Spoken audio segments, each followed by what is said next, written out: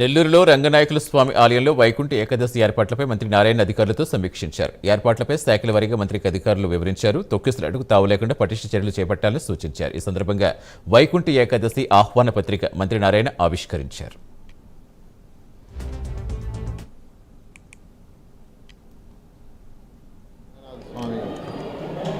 దేవస్థానం ఇది ఎంతో పురాతనమైనది.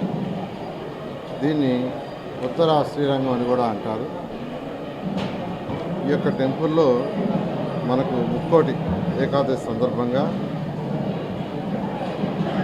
20వ తేదీ నుంచి ఈ నెల 20వ తేదీ నుంచి 29 వరకు పగల్ ఉత్సవాలని జరుపుతారు.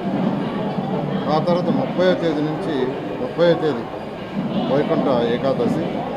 అది అయిన తర్వాత మరలా ఒక 10 రోజులు అంటే రాపత్తి 10 రోజులు అంటారు, రాపత్తి రోజులు.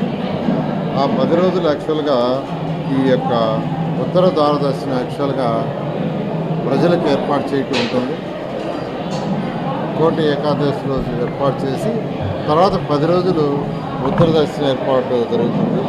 దీనికి సంబంధించి ఈరోజు అటు టెంపుల్ అధికారులు, ఆర్డీఓ గారు, మరియు ఎలక్ట్రిసిటీ డిపార్ట్మెంటు, ఫైర్ డిపార్ట్మెంటు, అదేవిధంగా మున్సిపల్ శాఖ, హెల్త్ డిపార్ట్మెంటు వీళ్ళందరితో డిస్కస్ చేయడం జరిగింది.